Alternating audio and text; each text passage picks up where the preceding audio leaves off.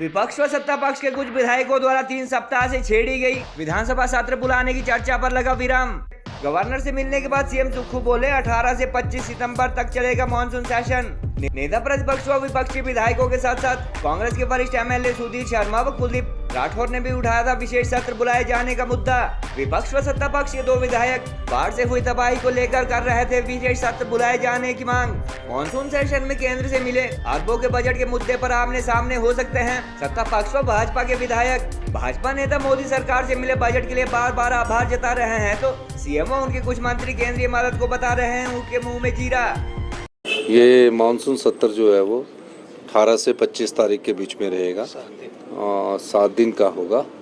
क्योंकि थोड़ा डिले इसलिए किया गया है क्योंकि मानसून सत्र का जो आगाज़ है वो जब शुरू हो जाता है तो सारे अधिकारी उसी काम में लग जाते हैं, सारा पुलिस प्रशासन उसी काम में लग जाते हैं।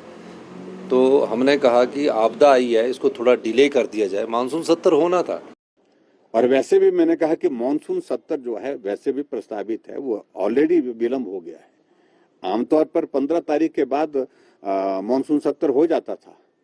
ऐसे में मैं ये जरूर कहना चाहता हूँ, हमारी बात छोड़िए, क्या ये सत्य नहीं है कि कांग्रेस के ही विधायकों ने, कांग्रेस के ही सीनियर लीडर्स ने सत्र की बात ये बुलाने की बात कही है। सुधीर शर्मा ने कहा है, कुलदीप राठौर ने कहा है, श्री सुखविंदर सिंह सुक्खू जी से भी बात की, वो भी चिंतित है।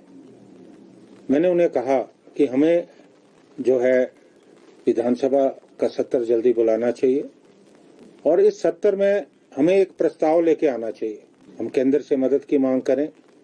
पूर्व मुख्यमंत्री जयराम ठाकुर व कुछ अन्य विपक्षी विधायकों के साथ साथ सत्ता पक्ष व कांग्रेस के वरिष्ठ विधायक सुधीर शर्मा व कुलदीप सिंह राठौर आदि द्वारा करीब 3 सप्ताह से की जा रही बाढ़ की आपदा को लेकर विशेष सत्र बुलाए जाने की मांग पर आज आखिर विराम लग गया। महामहिम राज्यपाल से मुलाकात के बाद आज मुख्यमंत्री सुखविंदर सिंह सुक्खू ने मीडिया कर्मियों से बातचीत में कहा कि मानसून सेशन आगामी 18 से 25 सितंबर तक चलेगा। सेशन के करीब 1 माह लेट होने का कारण उन्होंने हिमाचल में हैवी रेनफॉल व बाढ़ से हुई भारी तबाही को बताया। मुख्यमंत्री ने कहा कि आपदा की घड़ी में यदि विशेष सत्र व मानसून सेशन बुलाया जाता तो सभी जिला के डीसी व प्रशासन विधानसभा के सवालों के जवाब में व्यस्त हो जाते हैं और ऐसे में बाढ़ प्रभावितों की मदद व राहत कार्य प्रभावित होना तय था। मुख्यमंत्री ने कहा कि भाजपा को भी ये बात समझनी चाहिए थी और इस मुद्दे पर राजनीति करने की जरूरत नहीं थी। इसके अलावा सीएम ने आज सचिव स्तर के अधिकारियों की रूटीन की बैठक भी ली जिसमें बाढ़ के बाद राहत कार्यों व अन्य विकास कार्यों को लेकर चर्चा हुई। 18 से शुरू होने वाले मानसून सत्र में बाढ़ प्रभावित हिमाचल को केंद्र सरकार द्वारा दी जा रही अरबों की आर्थिक मदद के मुद्दे पर भी सत्ता पक्ष व विपक्ष का टकराव लगभग तय समझा जा रहा है और फास्ट कैबिनेट के वादे के बावजूद अब तक 18 से 60 साल की सभी महिलाओं को 1500 रुपए पेंशन व 1 लाख नौकरियों की अधूरी गारंटी को लेकर भी चर्चा हो सकती है। गौरतलब है कि पीडब्ल्यूडी मिनिस्टर विक्रमादित्य सिंह को छोड़ मुख्यमंत्री व उनके अधिकतर मंत्री जहां मोदी सरकार की मदद को उनके मुंह में जीरा बता रहे हैं, वहीं भाजपा नेता बार बार अरबों की मदद के लिए केंद्र सरकार का आभार जता रहे हैं। भाजपाइयों की माने तो अलग अलग किस्तों में पिछले माह से केंद्र सरकार व केंद्रीय मंत्री नितिन गडकरी जहां करीब 1000 करोड़ की मदद उपलब्ध करवा चुके हैं, वहीं पीएमजीएसवाई के तहत ग्रामीण सड़कों के लिए 2700 करोड़ व प्रदेश के सभी एनएच व 4 लेन की रिस्टोरेशन के लिए 2000 करोड़ से ज्यादा का बजट भी केंद्र सरकार जारी कर रही है। अरबों के कर्ज में चल रहे हिमाचल को आर्थिक कंगाली के दौर से निकालने, रिसोर्स मोबिलाइजेशन व बाढ़ पीड़ितों की मदद के लिए प्रदेश सरकार भी मुख्यमंत्री राहत कोष डीजल 6 रुपए महंगा करने, शराब से 2 गुना कमाई व 1000 के करीब संस्थान बंद करने जैसे कई उपाय कर चुकी है। बहरहाल मुख्यमंत्री द्वारा मानसून सत्र की तिथि बताए जाने के बाद अब सूबे में विशेष सत्र की चर्चा व सियासत का दौर थम चुका है। नहीं, ये हर महीने जो मंडे की बैठक होती है उस संदर्भ में बैठक हुई है और आपदा से प्रभावित जो क्षेत्र है उसके बारे में बात हुई है कि जो राहत एंड बचाव कार्य है, हर अब सोमवार को सुबह सेक्रेटरीज की बैठक का हमने एक प्रावधान किया है। उस आधार पर ये बैठक हुई है कि कैसे आगे की स्थितियों से निपटना है और किस प्रकार हमने आगे जो हमारे संसाधन है उसका कैसे दोहन करना है। इस बारे में बजट्स में के बारे में हमने चर्चा की है और इस चर्चा करने के बाद अभी तो शुरू हुआ है, अभी फिर जो हमारी प्रेजेंटेशन होगी, वो प्रेजेंटेशन के आधार पर हम आगे फैसला करेंगे। इस दृष्टिकोण से ये बैठकों का दौर है और ये रूटीन बैठकें हैं कि नहीं, मानसून सत्र तो 18 से हमने घोषित कर दिया है।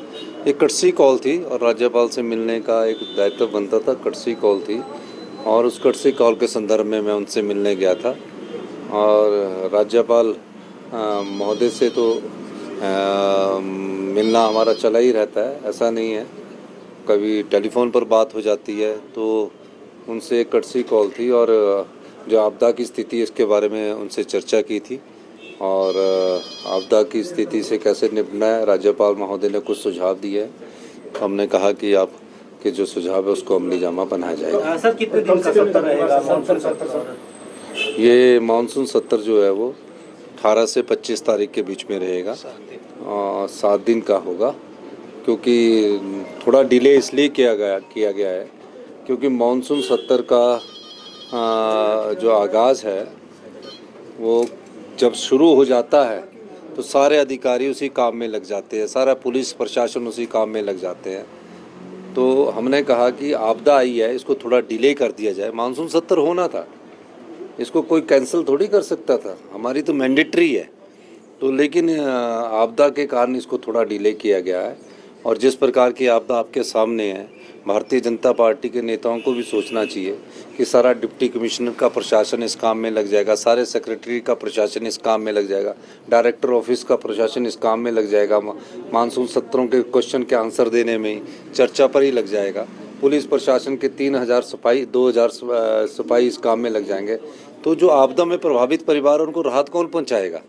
आपदा में प्रभावित परिवारों का देख रेख कौन करेगा? इसलिए डिले हुआ है। तो आगे जब मौसम साफ होने की संभावना है तो इस दृष्टिकोण से इसको 18 तारीख से किया जाएगा। अभी उस बारे में हमारी चर्चा हुई है और अभी कुछ समय बाद आपको पता लगेगा कि सरकार ने किस संदर्भ में हमने निर्णय लिया है। धन्यवाद। राजस्थान के सीएम का बयान आया है कि जहां पर भी चुनाव आते हैं वहां पर ईडी की रेड शुरू हो जाती है। छत्तीसगढ़ को लेकर उन्होंने ये बयान दिया है सर। तो ये तो एक हथियार है राजनीति का, उसमें सब लागू करते हैं। धन्यवाद।